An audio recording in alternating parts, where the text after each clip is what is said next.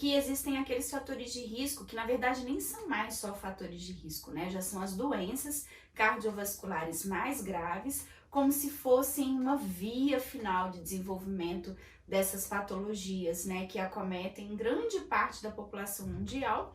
Isso não é diferente aqui no nosso cenário do Brasil, né? Então aí a gente tem bem uma observação mesmo, uma classificação bem visual desses fatores. E vamos chamar atenção então para esses fatores que nós temos aqui.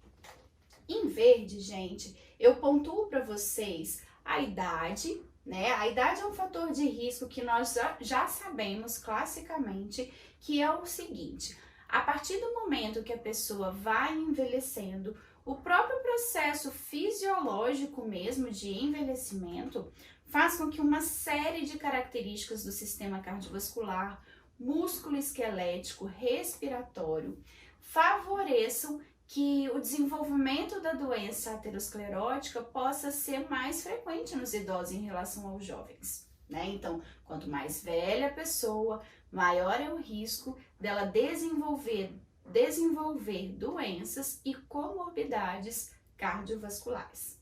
Na sequência desses fatores aqui em verde, eu pontuo também o sexo, né? O sexo a gente já sabe que é bem estabelecido na literatura, que existem diferenças para esse fator de risco de doenças cardiovasculares. E aí fica até um pouquinho difícil, né, da gente separar essa influência de risco sexo e idade. Por quê, gente?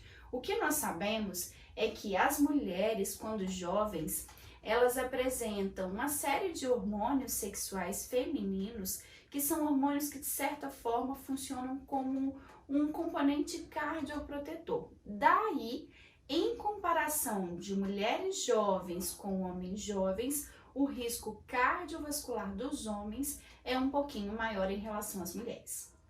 Após o climatério, com a menopausa, a tendência é que os hormônios sexuais femininos eles reduzam. E o que a literatura reporta pra gente, portanto, é que com o aumento da idade, o risco cardiovascular das mulheres aumenta e existem inclusive estudos que pontuam que ele possa se igualar ou até mesmo se tornar um pouco maior em relação aos homens, tá?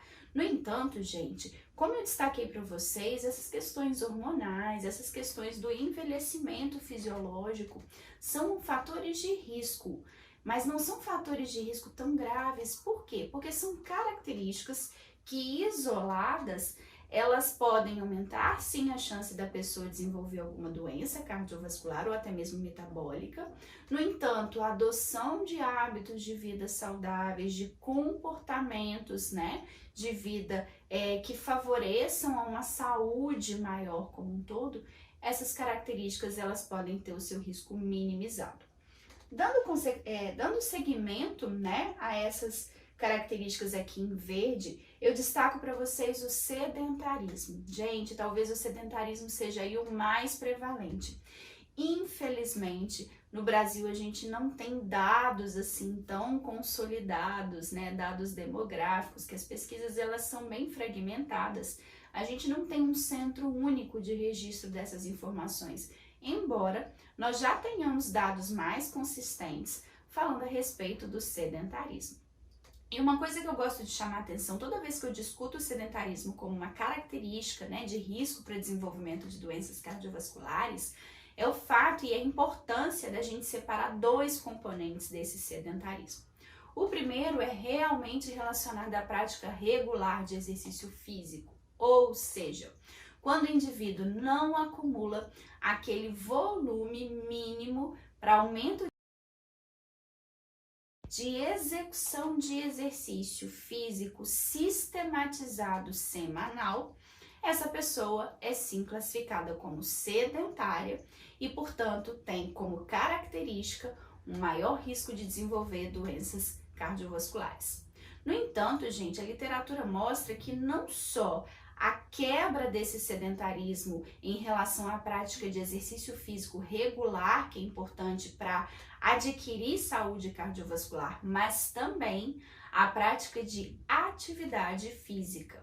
Portanto, mais um fator de risco relacionado ao sedentarismo é sim a adoção de comportamento sedentário. E é por isso que a gente discute nas aulas aqui da plataforma a necessidade da implementação tanto de uma prescrição sistematizada de exercício físico com dose, que é tratamento para quebrar o sedentarismo em relação à prática de exercício, como também a orientação de aumento de nível de atividade física habitual, ou seja, atividades desenvolvidas no trabalho, no lazer, como locomoção, com o objetivo de reduzir o impacto do comportamento sedentário no aumento de risco cardiovascular.